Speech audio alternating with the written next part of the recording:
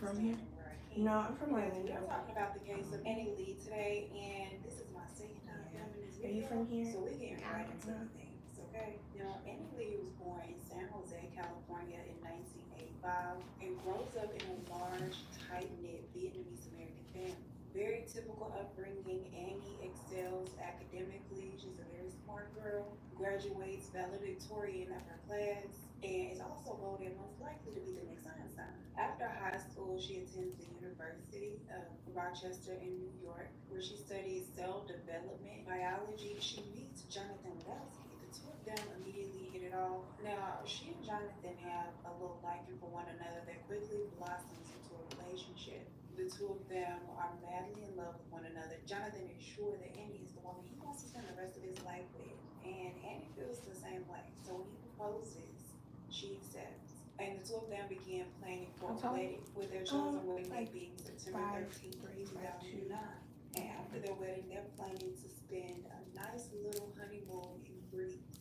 Now, after completing undergrad, the two of them split up. Unfortunately, they don't break up, they physically have to split up. Annie moves to New Haven, Connecticut for the next phase of her education, studying pharmacology at the Yale School of Medicine, while Jonathan stays in New York to study physics at Columbia University. They're both very smart. Amy had over $160,000 in scholarship money. Their separation is not ideal, but they figure, we are putting together our future, building a solid foundation is only temporary. We have the rest of our lives to be together, so they just do their best to stick it out. Annie's studies include testing out medicines formulated for diabetes and cancer on lab rats and monitoring their reactions to it. Now, all of this research and experimenting takes place in the lab on campus. Very serious stuff. As her wedding day is approaching very quickly, she is excited, but she's also very nervous, very anxious, doing the best that she can to balance her schoolwork and the events that are leading up to this huge day of hers. And 5 days before Amy is due to walk down the aisle, she goes missing. Jonathan is unable to reach her. Her friends and family are unable to reach her. They're becoming worried because it's not like Annie not to answer her phone, especially for hours at a time. And when she fails to return back to her apartment at 9 p.m., her roommates, they really get alarmed and call the police. She is never out this late. And anytime she was gonna come home late, she always was sure to send a text, at least to her roommates, letting them know. But they haven't heard from her either. Now, a lot of her loved ones begin to suspect that Annie has gotten cold feet and has some reservations about tying the knot. Maybe she is not sure that she wants to do this. Maybe she is not sure that Jonathan is the one. Maybe she is not sure that she wants to get married at all. They're thinking that she's probably afraid of disappointing everybody and letting them know that. And if that's the case, like, this can be fixed. We just need to find her. So her family flies in from California. Her fiance flies in from New York, all to help assist with the search. And Yale wastes no time offering a $10,000 reward for any information that leads to her whereabouts. So a valiant effort is put forth to find this lady. And because it is widely speculated that this is the case of a runaway bride and it's all salacious, it heavily circulates the media.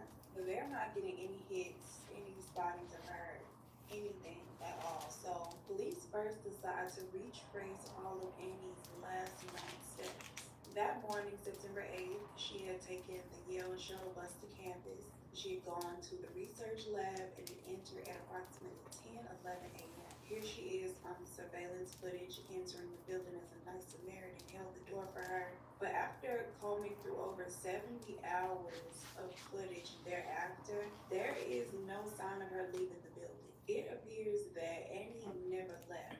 The lab is closed down so they can investigate. They're searching everywhere. They look into her office. She has her purse, keys, cell phone, all there, but Annie herself is nowhere to be found. Now, the building also requires visitors to scan their bags when they enter and when they exit. They also have to sign a log sheet with their name, the time that they arrive, and the time that they leave. There are no exit scans. There's no exit log entry for Annie. And while they're looking at footage and records of the comings and goings, they notice something that sticks out to them. About 29 minutes after Annie had entered the research lab, Raymond Clark III is seen entering the lab as well, writing his name in green ink, and then he goes to the exact same room that Annie was in. And Raymond is a 24-year-old lab technician who's responsible for the upkeep of the mice cages. He's responsible for feeding them, sterilizing all of the equipment that the students who conduct experiments use, restocking the supplies, and just Y'all, I basically cannot making sure see the what boys y'all have seeing. everything I'm that they need to blind. do their stuff. And while the campus itself is heavily surveilled on the outside, there are over 70 security cameras on the outside of the buildings. There are none inside of the research lab because animal testing is apparently very controlled. It's not something that you can't set up security cameras for. But every access point within the building, whether it's a broom closet or a lab room, you have to scan into with your badge to enter. So they can tell all of your movements within, but they just can't see them. Annie enters one lab room. Raymond then enters the lab room that Annie has scanned herself into, and he's in there for about an hour before he leaves. Now, when he walks out of this room, he scans into another room down the hall and goes back and forth between his lab room and the other room 55 times within the next couple of hours, which was very odd because the room that he was constantly going into, he would have had no reason to go into. And it's also very suspicious because this first room is the last room that Amy had scanned herself into. So at this point, they are sure that something has happened to Annie, and it happened inside of this lab building. They're sure of that much, they just don't know what. So the FBI comes in to assist with the investigation, and there is a place about 40 miles away from campus where the trash is taken to be incinerated. So their first order of business is to go down to the trash place and see if anything suspicious had been thrown away. And after a bit of digging, they found a couple of items of clothing with blood stains. And this brings them back to the lab to search it more thoroughly. And now that it's been about 5 days since she's gone missing, they search it a lot more thoroughly this time, more thoroughly than the regular police. They're looking at vents, crawl spaces, nooks and crannies, everywhere.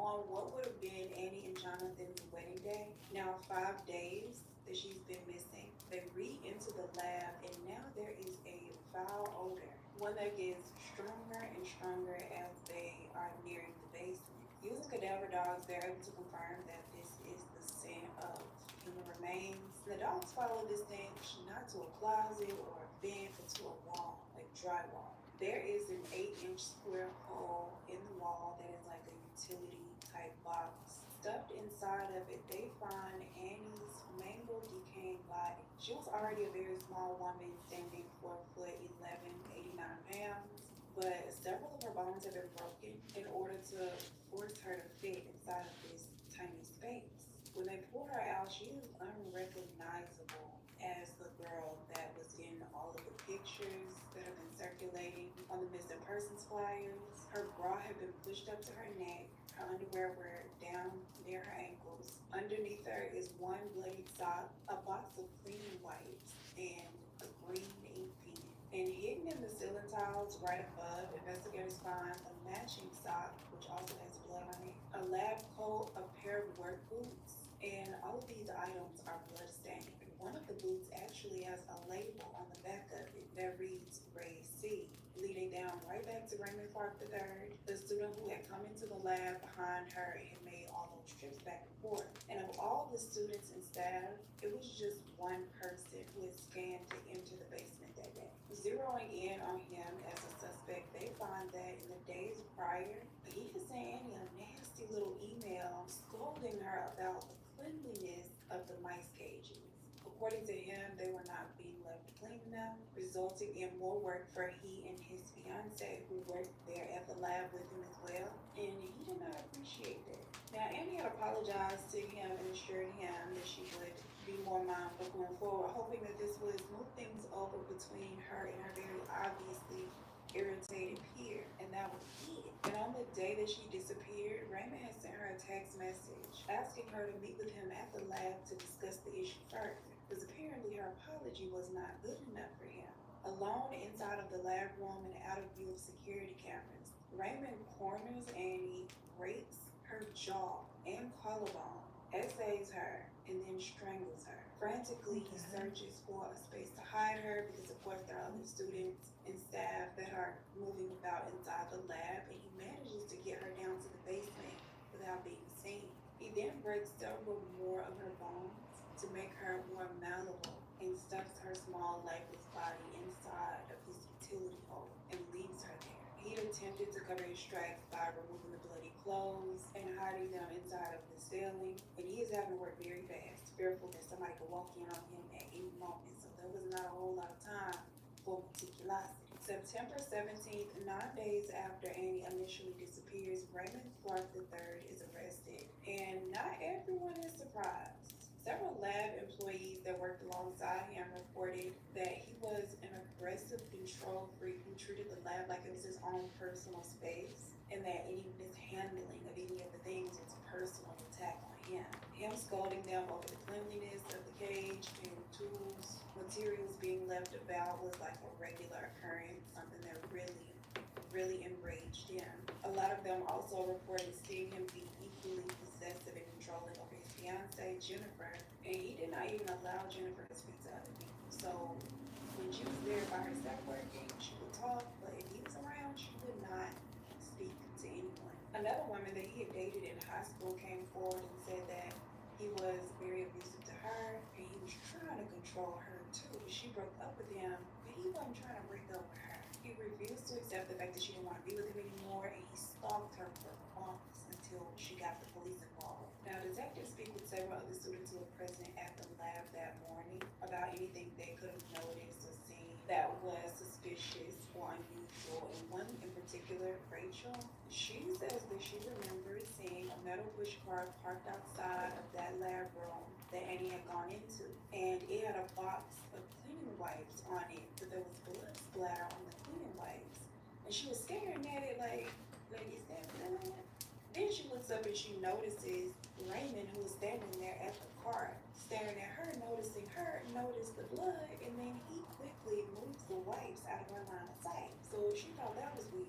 Someone else witnessed Raymond scrubbing the floor inside of the lab room real hard, scrubbing it like he was on a mission. Now, this student said that he felt like that was a bit strange because the lab was always so clean and they had like a janitorial staff that would take care of spills or anything like that. But he just figured that maybe Raymond had dropped something that he was desperate to clean up really quickly and didn't think anything else about it. When they go and take a closer look at this area of the floor that he was scrubbing, they find trace splatters of blood that he had missed. He had done the worst case of cleaning up behind himself. There was also a bead from her necklace found out on the floor and blood splatter on the wall still. In his initial interview with the police, he denies having anything to do with anything. He said he did not even see Annie that morning.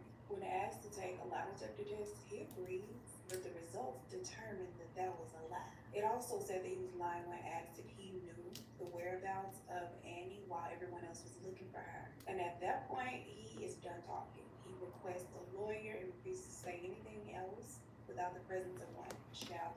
At the rate that everybody else is talking, he ain't gotta say nothing else. Okay? DNA is collected from him to compare to the DNA that was found at the scene that was semen on her body. There was DNA on the green pen, which they believe that is the same one that he had used to sign in that day. He was the only somebody who wrote in green. And there was also DNA on the sock found underneath her. Now, as they are collecting his DNA samples, they notice that he has a lot of scratches. Scratches on his neck, his arms, his chest, all very consistent with the defensive wounds you would get from somebody if you're attacking them and they're attempting to defend themselves. He also had a scratch on his face underneath his eye, and when asked where these scratches had come from, he tells police that they came from his cat. It's a cute try, but not good enough. His DNA comes back as a perfect match to the DNA found at the crime scene, confirming what they already believed to be true. And Raymond is held with a $3 million bond, and he ain't had it. His mama didn't have his daddy. Now, his first hearing, he pleads not guilty, and he is like, you know what, let's take it to trial. But eventually, he does accept a plea deal that required him to plead guilty to the murder charge, but he entered an Alford plea for the SA charge, claiming that although there is substantial evidence that says otherwise, he is actually innocent of that. He didn't do that to her, which I believe he was trying to save face for his fiance. We'll get into that. Child, this week the girls are sticking by their men. At his sentencing, he is given just 44 years in prison and is currently being held at the Cheshire Correctional Facility y'all would like to send Fluffy's a mail. His projected release date is September 16th of 2053. He will be 70 years old. Now, although he has apologized to Andy's family, he never offered any explanation or any reason. Just sick and nasty is the explanation, if you ask me. And ironically, just 7 months before this happened to Andy, she had written an article about campus safety titled Crime and Safety in New Haven for Yale Medical School's B magazine. Now, her mother, Vivian, does file a lawsuit against Yale, especially because his behavior was so erratic, and it was well known that he was like this ticking time bomb. But Yale University, they denied culpability. They said that there was no way to know or predict that Raymond was capable of such a violent act. And the lawsuit is ultimately settled out of court. And by the time they reopened the research lab, they'd incorporated much stricter security protocols to try and prevent something like this from happening again. And I'm not sure if they're still together today in 2024. But initially, Jennifer stood by her man. She did not call off their engagement. They were due to be married December 20th of 2011. She actually visited him every weekend in prison for over a year. And she was sure to visit him on September 8th, 2010, the 1-year anniversary of his crime, which I also think is really sick. But I'm not gonna give her too much. She probably was, now that I'm thinking about it, she probably was a victim herself. I don't know. You know, that Stockholm syndrome be floating around, girl. I'm gonna take it easy on her. I ain't gonna give her too much. But I'd love to know your thoughts down below. Please let me know what you think of this. The girls can't even cure diabetes and cancer in peace. Like, child, let me know your thoughts down below. Like the video if you have not. Subscribe to the channel if you have not. As always, I appreciate you so much for spending your time with me. And I look forward to seeing you in the next one. Y'all be safe. There's a lot going on.